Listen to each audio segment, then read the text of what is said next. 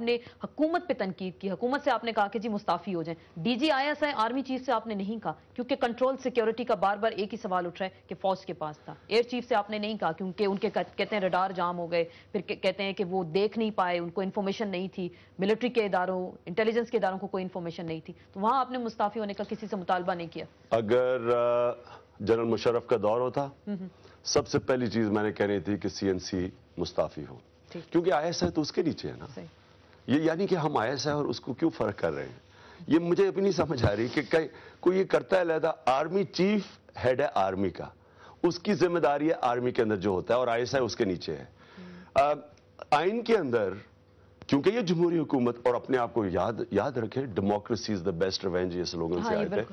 تو یہ جمہوری حکومت ہے، ساری جگہ جمہوریت اور بے نظیر کی تصویر دکھائی جاتی ہے کہ ہم جمہوریت بچانے قربانی دی. تو جمہوری حکومت کے نیچے آرمی چیف آتا ہے. میں پرائم منسٹر ہوتا، میری ذمہ داری تھی، آرمی چیف کی ذمہ داری نہیں تھی. میرا کام تھا آرمی چیف کو لے کے آنا بنانا کہ پوچھو یہ کیا ہوا ہے. پہلے تو خیر میں اس جنگ میں جاتا ہی نہ، لیکن میں ذمہ داری لیتا. آج مجھے بتائیں، میں بار بار لوگوں سے پوچھتا ہوں ہندوستان میں کچھ ہوگا، مجھے تو آرمی چیف کا بھی نہیں نام یاد ہندوستان کا، مجھے تو پتہ ہی نہیں را کا ہیڈ کون ہے. میں تو منموہن سنگھ کو جانتا ہوں. آپ ان کے پرائم منسٹر سے ڈیل کریں گے، پرائم منسٹر کی ذمہ داری ہے وہ. پرائم منسٹر ملک میں موجود تھے لیکن اسی شام یا صبح اگلی صبح وہ فرانس چلے جاتے ہیں. پریزیڈنٹ زرداری عوام سے خطاب ابھی تک نہیں کرتے، تقریباً ایک ہفتہ ہونے کو ہے. لیکن پھر ہم جو کور کمانڈرز کانفرنس، کیونکہ میں پھر اپنے اسی سوال پہ آؤں گی کہ جی ایچ کیو میں کور کمانڈرز کانفرنس ہوتی ہے پورے 4 دن بعد، اور اس میں کہا جاتا ہے کہ جی ایسی مس ایڈونچر ہوا تو انڈیا کو ہم سخت جواب دیں گے، امریکہ کے ساتھ تعلقات پر نظر ثانی کریں گے، امریکن فورسز جو یہاں پہ آتی ہیں، ایجنٹس آتے ہیں، ان کے ویزوں میں کمی کریں. یہ فوج کہہ رہی ہے آپ کی، پھر حکومت تو نہ ہوئی نا. اس وقت جمہوری حکومت نہیں ہے ملک میں، پھر جی ایچ کیو ملک کو چلا رہا ہے. یہ کبھی بھی حکومت نہیں تھی، یہ این آر او کی حکومت ہے. یہ ڈیل سائن کر کے آئے تھے امریکنوں سے کہ ہم آپ کے جوتے پالش کریں گے، آپ فکر نہ کریں، بس ہماری کرپشن معاف کروا دیں. یہ وہ ڈیل کر کے آنے والے لوگ ہیں. یہ اس ملک میں حکومت نہیں کرنے آئے تھے. ان کا 1 پوائنٹ ایجنڈا تھا، پیسہ بچانا اور پیسہ بنانا اور بچانا. این آر او لے کے پیسہ بچانا جو پہلے لوٹا ہوا تھا، اور اس کو اور مزید اور بڑھانا. ان کے علاوہ مجھے بتائیں انہوں نے کیا پاکستان میں؟ جو کرپشن آج پاکستان میں ہے اس کے ریکارڈ تو ٹوٹ چکے ہیں. ان کا اور کیا کام ہے؟ مجھے کوئی بتائیں دنیا میں پریزیڈنٹ اور پرائم منسٹر جو چیف ایگزیکٹو ہے وہ باہر چلا جاتا ہے، اتنا بڑا حادثہ ہوا ہے پاکستان میں، ہماری سلامتی خطرے میں ہے. آج آپ یہ سمجھ جائیں کہ القاعدہ نے اگر بدلہ لیا جو انہوں نے کہا کہ ہم بدلہ لیں گے، کسی دنیا کے ملک میں، یورپ میں یا ہندوستان میں دھماکہ ہوا، ساری دنیا نے پاکستان کو کہنا ہے، اور ہم جو مرضی کہتے رہیں، کسی نے ہماری بات نہیں ماننی. ہماری کریڈیبلٹی 0/0 ہے. اور کور کمانڈر کانفرنس جو مرضی آپ کہتی رہے کہ میں ان کو کہہ رہا ہوں، ہم یہ کہہ رہے ہیں، وہ کوئی ان کی بات نہیں سنے گا، کیونکہ لوگوں نے ہمیں گلٹی پروناؤنس کر دیا ہے، لوگوں نے ورڈکٹ پاس کر دیا ہے. لوگوں نے تو کر دیا، لیکن ہم کیا کریں؟ باہر کے لوگوں نے. بالکل میں یہی سوال، ہم ملک کے اندر کیا کریں؟ میں تو صرف یہی جاننا چاہ رہی ہوں اس وقت ملک کو چلا کون رہا ہے؟ کیونکہ ایک ہی سوال اسامہ کی ہلاکت کے بعد ہوتا ہے کہ ہم نے اپنے پریزیڈنٹ کو نہیں دیکھا، پرائم منسٹر کو نہیں دیکھا، ہم نے آرمی کا ورژن سنا، تو پھر ملک کو چلا کون رہا ہے؟ پھر جی ایچ کیو، کیونکہ جو سیاستدان کہہ رہے ہیں ملک کو اس وقت جی ایچ کیو ہی چلا رہا ہے، کیا صحیح ہے؟ دیکھیں پریزیڈنٹ اور پرائم منسٹر کا مسئلہ ہے، وہ میں ان بیچاروں کے ساتھ سمپتھائز کرتا ہوں، اور وہ پھنس گئے ہیں. ایک طرف اگر وہ کوئی بڑا بیان دیتے ہیں تو ان کو ڈر ہے کہ پیسے دولت ساری باہر پڑی ہوئی ہے، امریکہ نہ ناراض ہو جائے. پیسے تو باہر پڑے ہوئے ان کے ملکوں میں، ایک تو دولت کی وجہ سے ان سے ڈرے ہوئے ہیں، دوسری طرف ڈرے ہوئے ہیں کہ اگر انہوں نے کہہ دیا ہم نے کوئی بڑا مارکا مارا ہے تو ان کو ڈر ہے کہ انتہا پسند کی جان نہیں چھوڑیں گے. دونوں طرف سے پھنسے ہوئے ہیں، اس لیے دونوں چپ ہو گئے ہیں. انہوں نے کہا کہ ہم چپ ہی نہ بولیں ہی کچھ نہ. اور ادھر سے فوج بیان دے رہی ہے. دیکھیں اب میں پہلے سے میں بار بار کہتا ہوں کہ اللہ سچ ہے، الحق ہے. یہ الیکشن ایک فراڈلنٹ الیکشن تھا. یہ پہلے تو جعلی ووٹوں کے اوپر ہی ہوا، پھر این آر او کے اوپر ہوا. جس نے اس الیکشن میں شرکت کی ہے انہوں نے اس ملک سے غداری کی ہے، کیونکہ یہ الیکشن کبھی بھی پاکستانی عوام کے نہیں تھا. میرے سارے انٹرویو دیکھ لیں، میں نے کہا یہ صرف 1 پوائنٹ ایجنڈا پہ تھا، امریکہ کی غلامی کرنے کے لیے کہ جو تسلسل چلا آ رہا تھا، اپنے لوگوں پہ بمباری کرو، اپنے لوگوں کو مارو. ہائرڈ گن، بندوق، یہ وہ میں بندوق نہیں لیتا، میں آپ کو لیتا ہوں کہ جی آپ کو میں پیسے دیتا ہوں کہ اس کو قتل کرو. یہ وہ کام ہے. ہمیں پیسے دیے گئے ہیں اپنے لوگوں کے اوپر بمباری اور یہ جنگ لڑنے کے.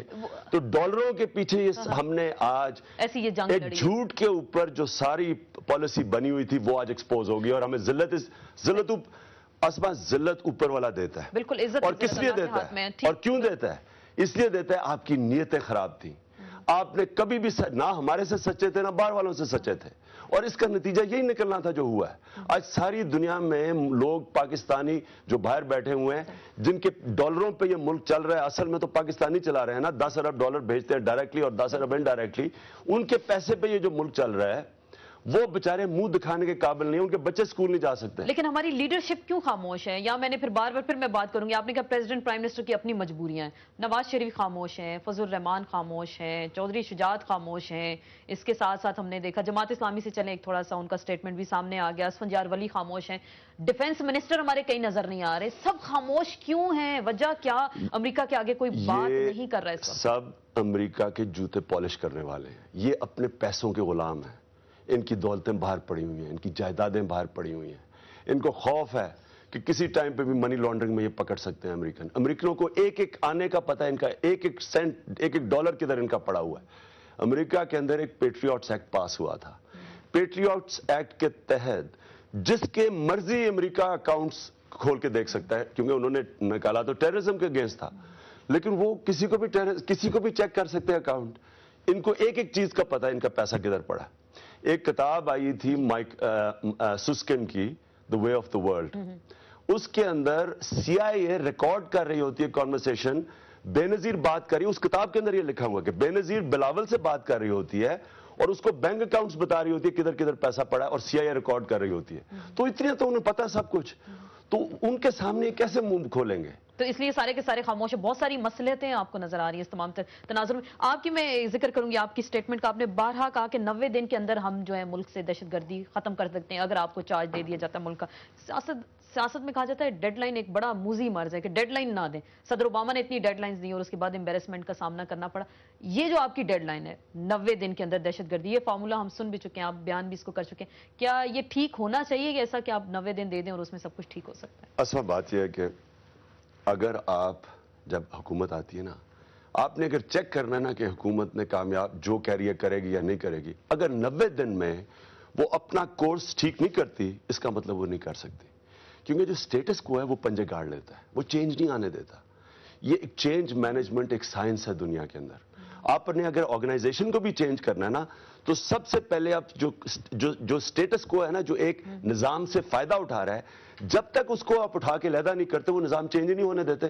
کیونکہ اب یہ کیا ہوا پاکستان میں، وہ مشرف کا دور گیا، وہی جو لوگوں نے ایک چیف جسٹس کے پیچھے سوچا تھا کہ ایک نیا دور آئے گا، بالکل وہی لوگ جنہوں نے جو شرکت کر رہے تھے چیف جسٹس کی ریلیز کے اندر، انہوں نے سب نے مل کے آج چیف جسٹس کے ہاتھ باندھ دیے ایک پارلیمنٹری کمیٹی کے تحت۔ یعنی عوام نے چیف جسٹس کو اس لیے لے گا کہ عدلیہ آزاد ہو، انہوں نے ایک سیاستدانوں کی کمیٹی اوپر بٹھا دیا جو فیصلہ کرے گی جج کون آ سکتا ہے کون نہیں، اور پوری کوشش کی ہے جوڈیشری کو برباد کرنے کی۔ کیوں؟ اپنی کرپشن بچانے کی۔ یہ سٹیٹس کو ہے۔ تو جب آپ چینج لے کے آتے ہیں وہ 90 دن میں آتا ہے، اور 90 دن میں آپ کو یہ بتا دوں کہ جس دن میں اگر پرائم منسٹر ہوں، میں کبھی بھی میں سب سے پہلے امریکہ کو کہوں کہ جناب میری ذمہ داری ہے پاکستان میں ٹیررزم، آپ کی ذمہ داری نہیں ہے، پاکستان ہمارا ملک ہے، میں اپنی عوام کے ساتھ مل کے اپنی ہوم گرون پالیسیز کر کے میں اس کو ڈیل کروں، اور میں آپ کو یقین دلاتا ہوں کہ اگر آپ کا یہ پرسیپشن چلا جائے کہ آپ امریکہ کی جنگ لڑ رہے ہیں، آپ یاد رکھیں آج القاعدہ کا بیان آیا ہے، انہوں نے کیا کہا ہے، ہم لڑیں گے امریکہ اور اس کے ایجنٹس کے خلاف، تو ہم ایجنٹ ہیں نا، اس وقت ہمارے خلاف لڑائی یہ ہو رہی ہے کہ ہم ان کے ایجنٹ ہیں۔